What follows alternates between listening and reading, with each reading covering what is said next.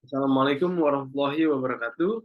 Saya Emir Gibran BK dengan NIM 43121010035. Pada kesempatan kali ini, saya akan mempresentasikan tentang pembelajaran bahasa Indonesia di Jepang untuk memenuhi tugas besar 2 mata kuliah bahasa Indonesia. Yang pertama, saya akan membahas tentang latar belakang.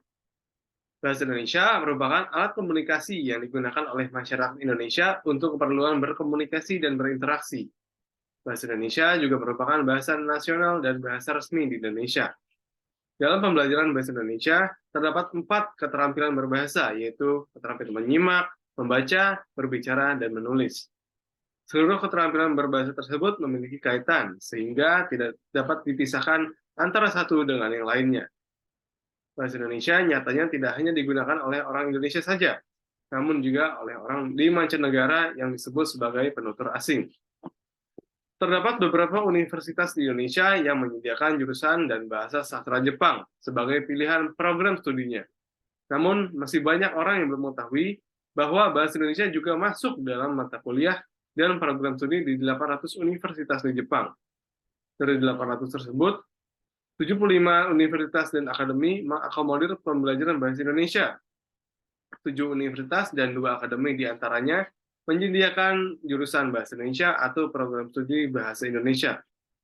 Jurusan atau prodi tersebut dapat di berbagai jurusan atau fakultas lain sebagai bahasa asing utama, serta menjadi bahasa pilihan di beberapa fakultas. Lalu selanjutnya adalah sejarah bahasa Indonesia di Jepang. Di balik masuk dan dikenalkannya bahasa Indonesia di Jepang, terdapat permulaan dan prosesnya. Bahasa Indonesia tidak semena-mena langsung tersebar begitu saja oleh bangsa Jepang. Ada beberapa faktor yang menjadi latar belakang masuknya bahasa Indonesia ke negeri matahari terbit tersebut. Faktor di antaranya yang pertama adalah penggunaan bahasa Melayu oleh seorang pelaut. Pada tahun 1764, sebuah kapal yang membawa pelaut Magotaro terdampar di Mindanao. Magotaro diwawancarai oleh Sarjana Okaitsu Aoki karena Jepang adalah negara tertutup pada saat itu, dan hanya ada sedikit informasi tentang Jepang di luar negeri.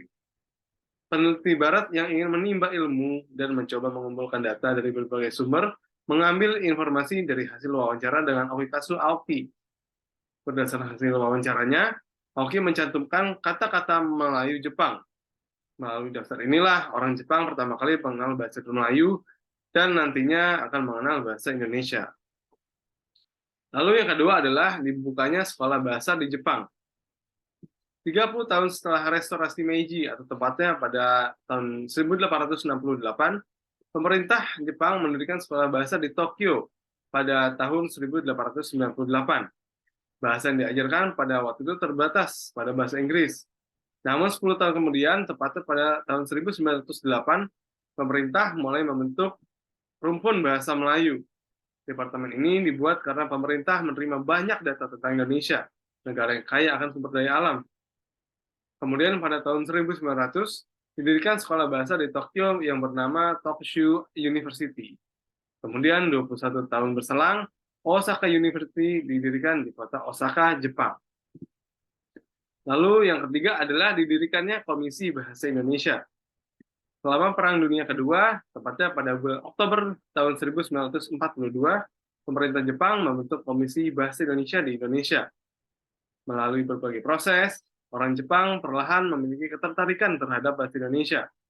Alasan dan juga salah satu faktor utama mengapa bahasa Indonesia bisa tersebar hingga ke Asia Timur adalah karena Jepang sendiri pernah menjajah bangsa Indonesia. Sehingga terjadi pertukaran dan percampuran antara budaya Jepang dan budaya Indonesia.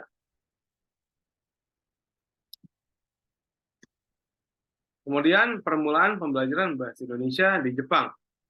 Pendidikan bahasa Indonesia di Jepang resmi dimulai sejak ratusan tahun yang lalu.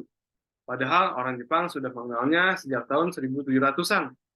Kemudian pada tahun 1969, Himpunan Studi Bahasa Indonesia Seluruh Jepang atau HPISJ yang beranggotakan para dosen bahasa Indonesia didirikan di Jepang. Hampir semua dosen setiap bidang pendidikan bahasa Indonesia di Jepang adalah anggota HPISJ. Meskipun ada juga dosen yang tidak tetap yang bukan dari anggota HPISJ. Selanjutnya adalah proses pembelajaran bahasa Indonesia di Jepang. Saat ini di Jepang terdapat sekitar 800 universitas selain perguruan tinggi non-universitas selain college. Dari jumlah tersebut, 75 universitas dan perguruan tinggi menawarkan studi bahasa Indonesia. 7 universitas dan 2 perguruan tinggi memiliki jurusan bahasa Indonesia atau program studi bahasa Indonesia. Salah satu universitas yang memiliki program studi bahasa Indonesia adalah Tokyo University of Foreign Studies, atau disingkat TUFS, yang memiliki reputasi yang kuat di bidang studi bahasa dan studi internasional. Fakultas Bahasa dan Budaya menawarkan 26 bahasa asing, salah satunya adalah bahasa Indonesia. Bahasa Indonesia adalah bahasa pilihan dan biasa dipelajari 2 kali seminggu, yaitu setiap 90 menit tatap muka, selama 2 tahun. Sebagai bahasa utama jurusan non-bahasa, kelas bahasa Indonesia biasanya diadakan 3 kali seminggu. Mahasiswa yang mengambil jurusan bahasa Indonesia atau program studi bahasa Indonesia wajib mempelajari segala sesuatu tentang Indonesia, selain bahasa, misalnya dari kebudayaan, sosial, ekonomi, politik, sejarah, sastra, geografi, antropologi, agama, serta kesenian. Lulusannya adalah diploma, bukan sarjana. Oleh karena itu, belajar bahasa Indonesia di jurusan ini atau di program studi ini tidak sama dengan di BIPA. Belum ada standar acuan yang mengatur penyelenggaraan dan pembelajaran bahasa Indonesia. Dosen di setiap universitas maupun perguruan tinggi membuat dan mencetak buku bahasa Indonesia yang telah disesuaikan dengan kapasitas kemampuan mahasiswanya. Selanjutnya adalah jumlah dosen dan mahasiswa pendidikan bahasa Indonesia di Jepang. Dalam 1 tahun, 9 perguruan tinggi memiliki 264 kelas untuk menampung program studi ataupun jurusan bahasa Indonesia. Seperti yang program studi atau jurusan bahasa Indonesia biasanya memiliki, yaitu sebanyak 20 pelajaran untuk siswa tingkat pertama dan tingkat kedua, yang mana masing-masing ini ada 5 pelajaran dari semester 1 hingga semester 4. Kemudian ada 9-10 kursus bahasa Indonesia yang ditawarkan untuk tingkat 3 dan 4. Setiap universitas memiliki 5-7 dosen yang mengajar bahasa Indonesia. Tingkat di setiap universitas terdiri dari rata-rata 20 siswa. Artinya, setiap perguruan tinggi dengan jurusan atau program studi bahasa Indonesia menawarkan satu kelas dengan satu jenjang 20 mahasiswa, yaitu dibantu dengan 5-7 dosen.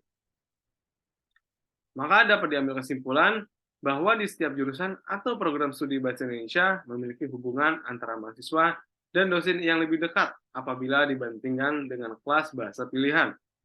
Maka dari itu, mahasiswa di jurusan atau di program studi bahasa Indonesia pada umumnya akan lebih menguasai berbahasa Indonesia ketimbang dengan mereka yang mengambil bahasa Indonesia sebagai bahasa pilihan.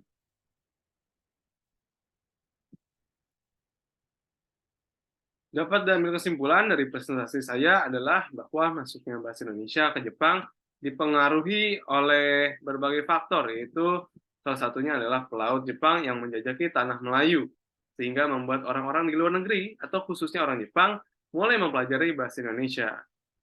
Saran dari saya kepada penutur asli bahasa Indonesia atau orang Indonesia adalah agar tetap untuk menggunakan bahasa Indonesia dan turut melestarikan bahasa persatuan kita, supaya bahasa Indonesia semakin terkenal di mancanegara. Kemudian, saran untuk penelitian selanjutnya adalah penelitian selanjutnya diharapkan dapat menambah variabel lain yang dapat menyajikan lebih banyak data tentang pendidikan bahasa Indonesia di Jepang. Kemudian, ini adalah daftar pustaka yang saya gunakan untuk membuat PowerPoint atau penelitian ini. Itu saja yang bisa saya sampaikan, semoga bermanfaat dan bisa diterima ilmunya. Apabila ada kurang dan lebih, mohon maaf. Kurang lebihnya mohon maaf. Wassalamualaikum warahmatullahi wabarakatuh.